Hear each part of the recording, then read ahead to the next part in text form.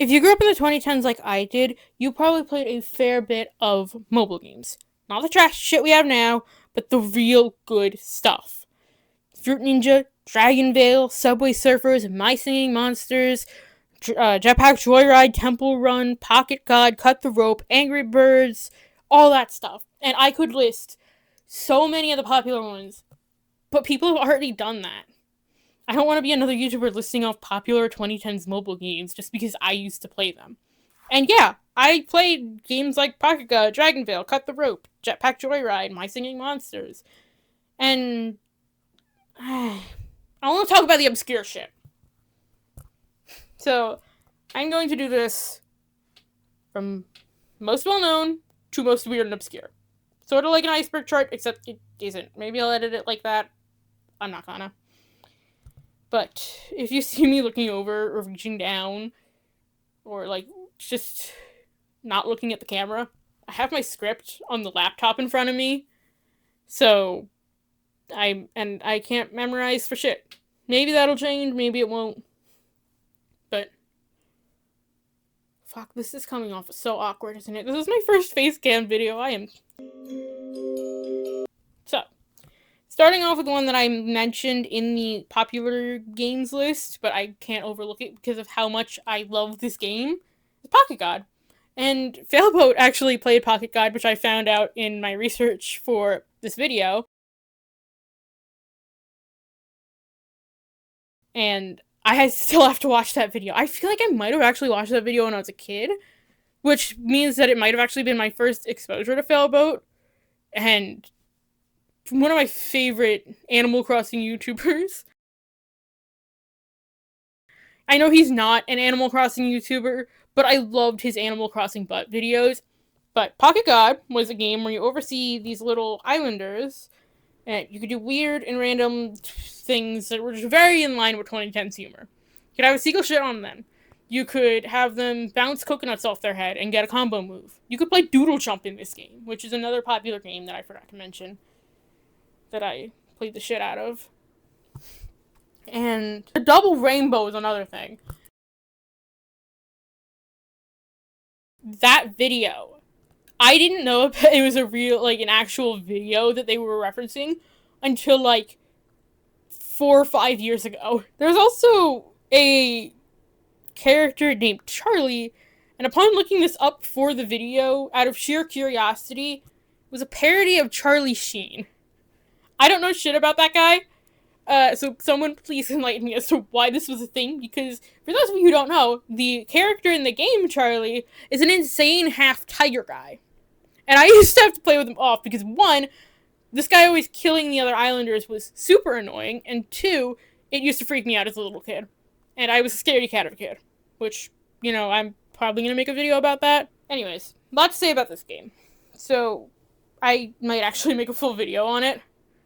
And the game stopped receiving updates in like 2015, 2016, and the devs, Bolt Creative, have been radio silent ever since. Which means there's also no Android port, which is how I found out about this, because I was looking for it, and because my current phone is an Android phone, and I was going to originally use this phone to record some of the game footage. But I ended up just using an iPad for the whole thing. Another game that is well-known and popular that I would love to mention because it's near and dear to me is Tiny Tower. And I used to play it I think I played it for like 10 years. Because I feel like it was around 2013, 2014, or somewhere around that time period. I could be wrong, shitty memory. But it was somewhere around that time period that my older cousin showed me the game. And we played it all the time. We would visit each other's towers through, like, the Apple Games thing. And the Game Center, that's what it's called. But it's like, it's so different now. The reason I stopped playing isn't even because of that. I lost my save in 2023, which is why I said I probably played it for around 10 years.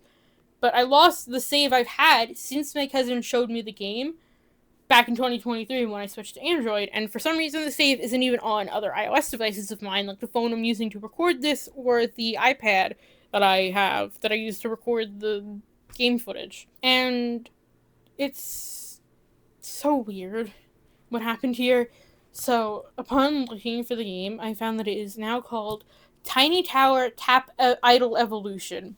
And there is a Tiny Tower Classic, which is $10. Now, sure, they have to stay afloat. They need something to make them money. Ads, microtransactions, whatever.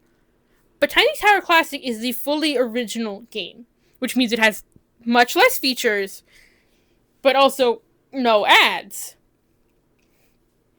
But think about that. Less features for $10. I feel like greed just kills all of the games that I loved as a kid. I know they have to stay afloat somehow, but at least they could have just made it a no ad version of the current game, instead of having much less features than the current ad-ridden game. And the last one for this section is another one my cousin showed me, which is Dragonvale. And now, unfortunately, this one is a bit of a microtransaction hell as well. I love this game still to this day, though, because it's not going down the greedy route. It's always had microtransactions. It's always had ads. It's one of those games where if you want to progress something, you could either use gems or buy gems with real money if you don't have enough, or watch an ad. It's been one of those games since I started playing it, which my cousin showed it to me when it was still kind of new, so I think I've been playing this one for around 10 years as well, on and off, and I'm going to get new footage. I have footage of this game, because I got super distracted when I was writing the script, because I ended up going back down the rabbit hole of this game. Because, again, it is something that is near and dear to my heart. My older cousin, I still talk to him occasionally. He lives nearby, but we've grown distant. This game is a relic of my childhood and the connection that I used to have with him. But other than that nostalgia factor, it's a management game. I love management games. I know someone's going to bring up Dragon City in the comments, so before you do, it is much less entertaining than Dragonvale, in my opinion. Dragon City is focused purely on monetization. YouTuber sponsorships, the YouTuber dragons. This video is about games I used to play, and I never played Dragon City that much. Dragonvale, however, I still play to this day. And my island used to be really disorganized, and I have that in my script, but it's very nice looking now, which is why I need to get new footage on the iPad. So, I did, when I was writing the script like 2 months ago, I got insanely distracted going back down the rabbit hole of Dragonvale. It is such a fun game. They had an Easter event going on when I was writing the script, and I got a few new dragons. I got the April Fool's dragon, which is one of my absolute favorites now. 2 April Fool's dragons, actually. There's the Darkened Dragon, and I forget the other one's name, but they are so silly looking. They are just little guys, and I love them. But, moving on.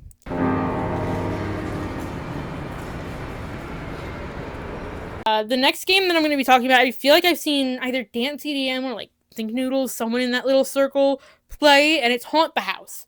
It is a very silly, very cute, spooky season game. I replay it every Halloween. You play as a ghost where you haunt the shit out of people, which you could probably guess. And in the main area, Terror Town, you can kill other characters and use their ghosts as other playable characters. And there are 5 sections in Terror Town with characters you can unlock. The clock tower is where all the unlockable characters go. Their ghosts orbit a bell. The theater, the hospital, the museum, and the cruise ship are the places where you can haunt people. The characters you can unlock are a clown, a thief, words. The characters you can unlock are a nurse, a clown, a thief, a pharaoh, a jester, the Phantom of the Opera, apparently, a cook, and a captain. Another game that is a bit between known and unknown is Kick the Buddy. I know Easy Speezy made a speedrun video of it, but other than that, I don't really see it get talked about that often. It is microtransaction hell now, because from what I've seen, the company that it was originally made by got bought out by Legendary, who apparently also made Tomb of the Mask, which is kind of a fun game.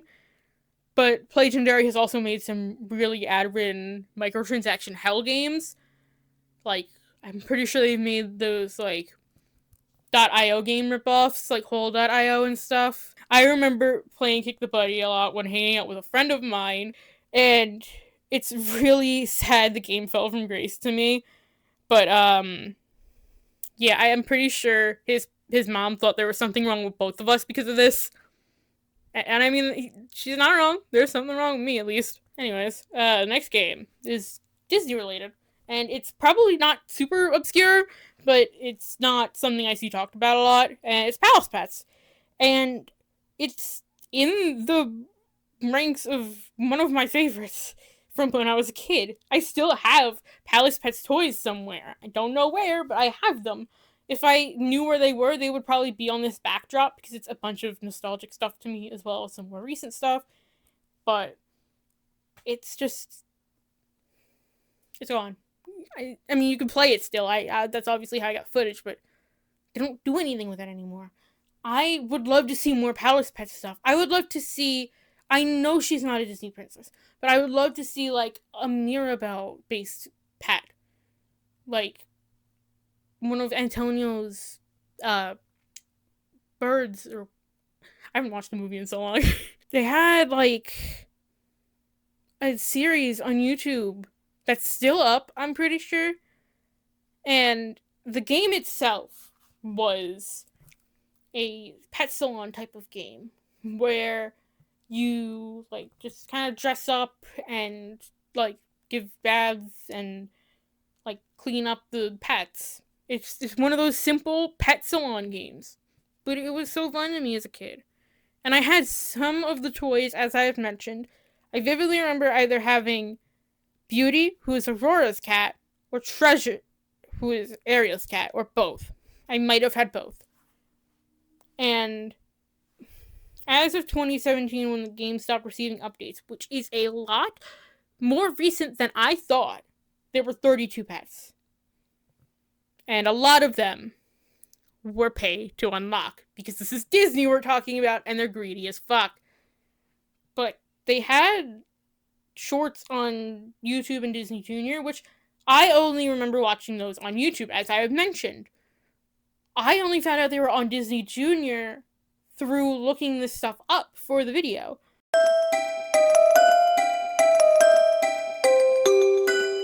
Now for some obscure but not so weird games. Now, a game that was shown to me by the same friend that showed me Kick the Buddy is Petson's Inventions, which I haven't heard anyone talk about aside from the two of us. But it is a little game where you help Petson, this old inventor guy, make these Rube Goldberg machines for different tasks, like helping his cat drive or helping an old lady wake her husband up. And it had this cute storybook art style, which I find very endearing and charming, even now. And I'm 90% sure I have seen this cat in some kind of meme. It might be the what the fuck they doing over there meme, with an actual cat that looks like this cat. But I feel like I've seen this cat somewhere recently that was not this game. The next one isn't really a game, though. It's got mini games, though, so I'm gonna count it. And I used it so much. It was this app called Disneyland Explorer. You just kind of scroll around Disney World and Disneyland, California. And I didn't know when I first got in this game, when I was a little kid, that there were other Disney parks other than Disney World in Florida, because that's the only one that I've been to. It's still the only one that I've been to. And I had asked my mom why I hadn't seen some of the things in the app, like the Cars Land thing. And she was like, oh yeah, there's other parks. That one's in California. It doesn't have much. That was literally the end of the conversation.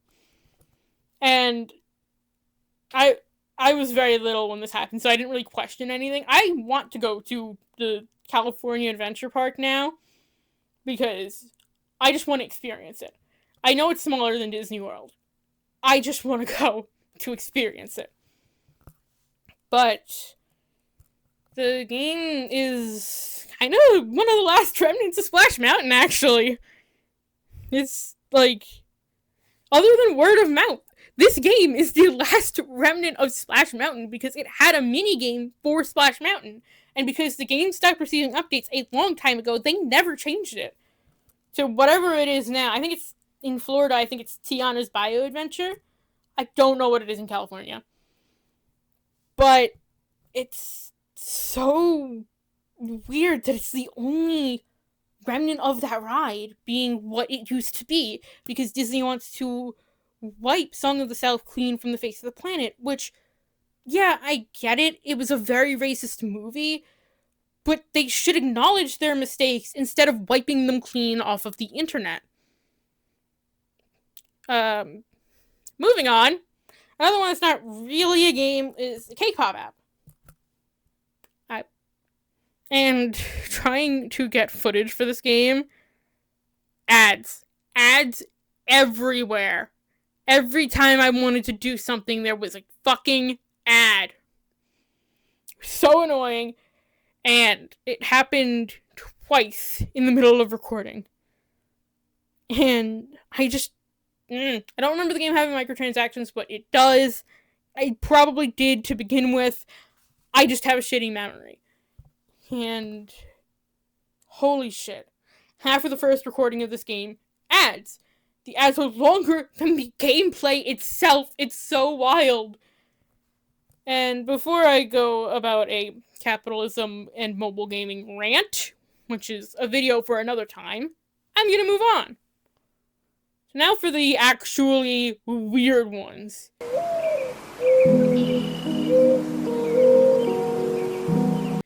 This category is more broad, but I'm going to talk about subcategories as well. So, dentist and doctor games is just kind of what I'm talking about. You know what I'm talking about. Whether it's shit from Girl Scout games or mobile games, you know what I'm talking about. You've played one of these, you've seen one of these cursed fucking games. You know what I'm talking about. I know that I'm talking about obscure games, but I know you know exactly what type of game I'm talking about. And man, it's exactly what you'd expect right now. It's ads and microtransactions. You can't even finish most of the jobs without spending real money to unlock everything. And there isn't like a full game versus a light game. It is one free game where you have to pay me real money to unlock everything to actually be able to finish it. And it's like, it's the two veterinarian games that I played for this video were made by the same people who made the Cake Pop game, so not understandably, but logically, no, not even logically. What is the word I'm looking for? Consequently, there are a lot of ads as well. And it's longer than the gameplay. The next subcategory isn't really a category, but a whole dev team. Taptail. I know people mostly know about Taptail and some of the weird games they have. I think I've seen them talked about. I feel like I've seen memes about it. But I really want to talk about it here in this weird and obscure category because I don't actually see the actual games mentioned. I see just the contents of it. And it's weird. It's fucking weird. They were questionable at times. A lot of times. The two I remember vividly were not on the App Store anymore. Fairy Tale Fiasco and Paper Girl Crazy Day. Those are the two I remember most vividly, and they are just gone from the App Store, probably for a very, very good reason. All I could find for Paper Girl Crazy Day was an ad, but you see what I mean when I say these games were questionable at best, and a dev's poorly disguised fetish at worst? I mean, look at these.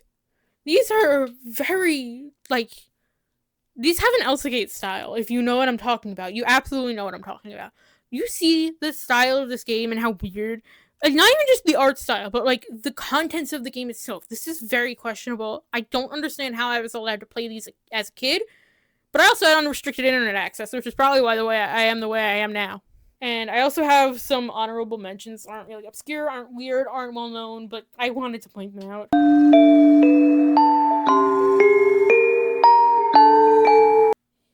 So, I have fond memories of them. Didn't play it a lot, though. RC Plane 2. Never good at this game.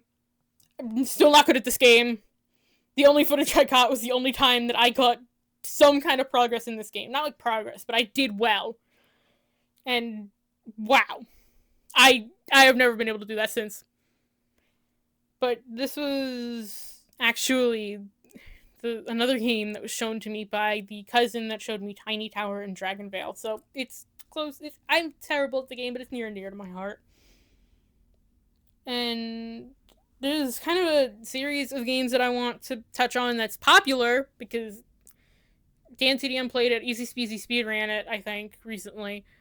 But it's the Troll Face Quest games. Do you think I was going to go through this video about weird mobile games and not talk about Troll Face Quest? They were so weird. But that was the point. And they had so many references that went straight over my head as a kid that I now look back on and like, oh, I know what that's referencing now. And the last honorable mention isn't really a game, but it's something I played on my mom's phone before I got my iPod Touch in 2010. It was this interactive storybook that was the gamified version of the Itsy Bitsy Spider. There isn't much to say about it other than I wanted to mention it because I thought it was a fever dream and I want to know if anyone else remembers it. The footage I have of this game is me replaying it, and you can tell I'm actually kind of having fun with it because I haven't played it in so long and it's just very nostalgic to me.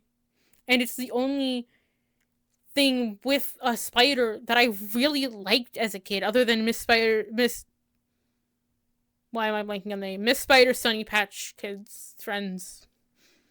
That show was a trip. I don't know how I wasn't scared of it. Anyways.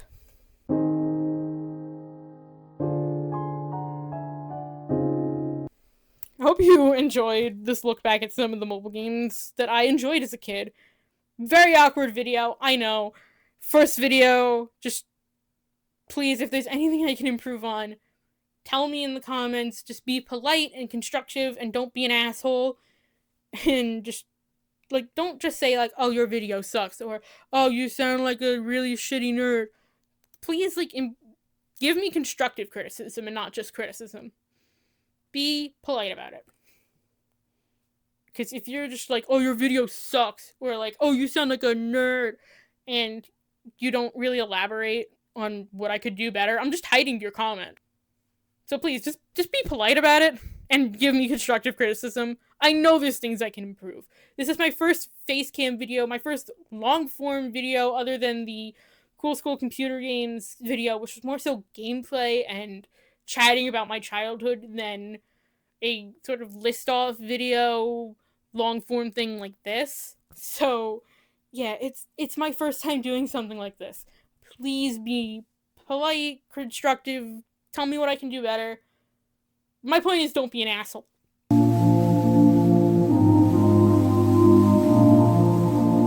I know there's still going to be people who are assholes because this is the internet and there's always assholes.